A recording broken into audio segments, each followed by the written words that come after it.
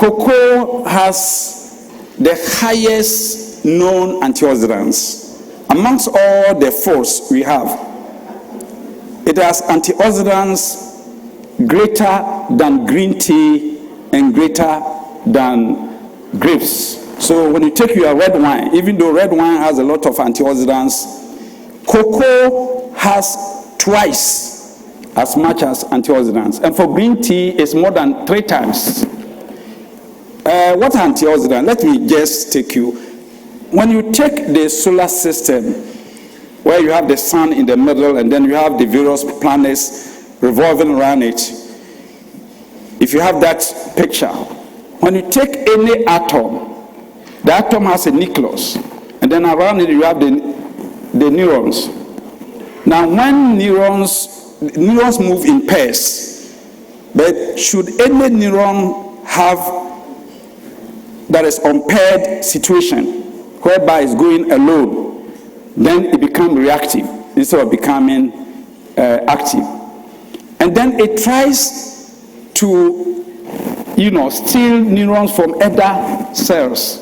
So in the case of human body, when oxygen, gets into our body cells and tissues, where you have neurons which are unpaired, we call that oxidative stress. And the antioxidants counteract oxidative stress. You must take note of that.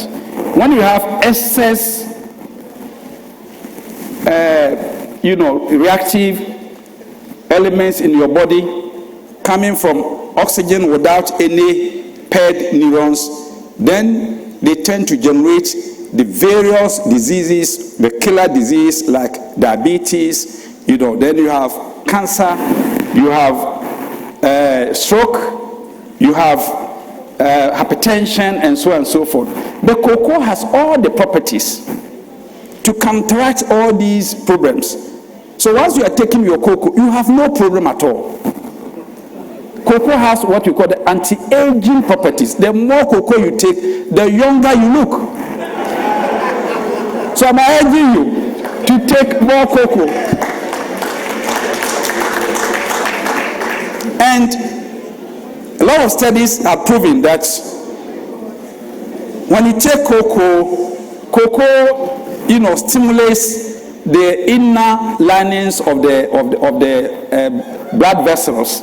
That's what you call the vasodilation. It's just vascular dilation. It expands the blood vessels, and then it thins your blood, and therefore prevents clotting of the blood. So the more cocoa you take, it's like you are protected from various diseases associated with your cardiovascular elements. So please take note and take more cocoa. It enhances your brain, that is a cognitive performance. It builds bone mass for a lot of. So when you look at the minerals there, potassium, magnesium, calcium, zinc, very, very important. All these are in cocoa. Iron for blood, they are all there. About over 300 elements, encased in just that small seed. Very, very important for every human being, from the child to the aged. And for those who are 40 years and above, once you hit that age, then all these problems start. If you are taking your cocoa, you will not be seeing your doctors. So take note.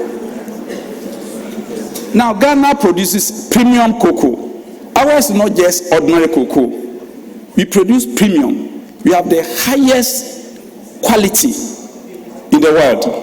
And therefore, the brands, name them Mars, Hershey, Baracalabo, all of them, when they are producing their chocolates, they look for Ghana's cocoa.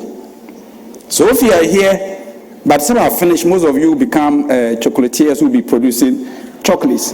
You must be looking for the Ghana cocoa. It is the best, on the market globally.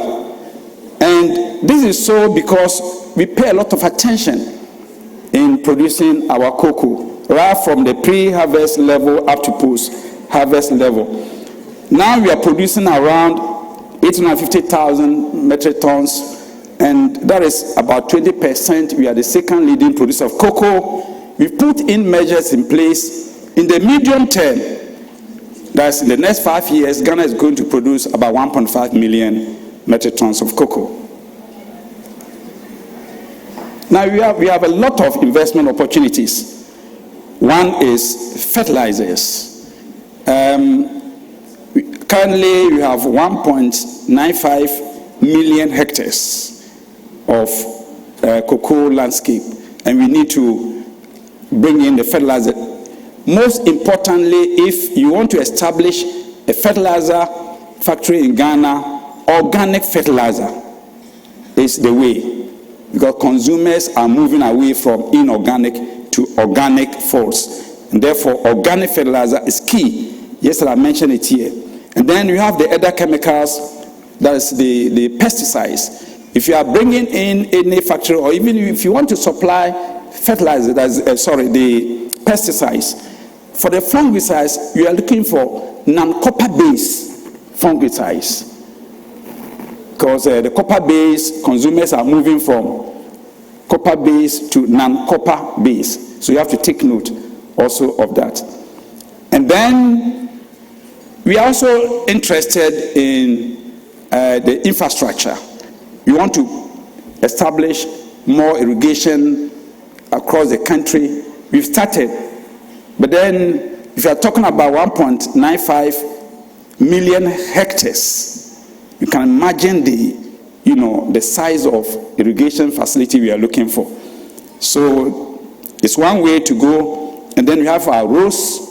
Yesterday, the minister in charge of railway talked about railway to bring the cocoa to the ports and also to carry agricultural inputs to the farmers. Then we have other areas, that is processing. Yesterday I mentioned that when you take the cocoa bean, the shell, when you put all the shells together, they consume about 20% waste. And every year, because we are exporting the cocoa, together with the shells, we are exporting a lot of waste.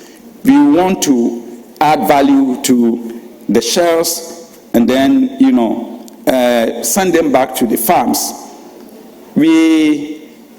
For the other points, investments in chocolates and candies and biscuits, you are familiar with.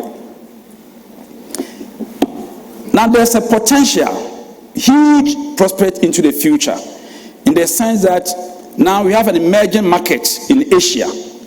In China alone, we have around 700 million, people in the middle class who are now about to consume chocolate and cocoa, but not the sweetened chocolate, because once you cross 40 years, you must be conscious of your sugar.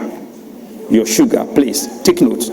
Once you cross that line, take note, moderate, and then when you hit 40 going, maybe you can stop like me.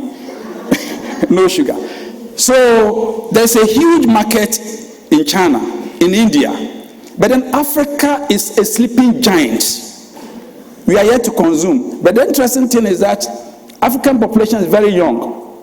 The 1.3 billion people, the median age in Africa is 19.7.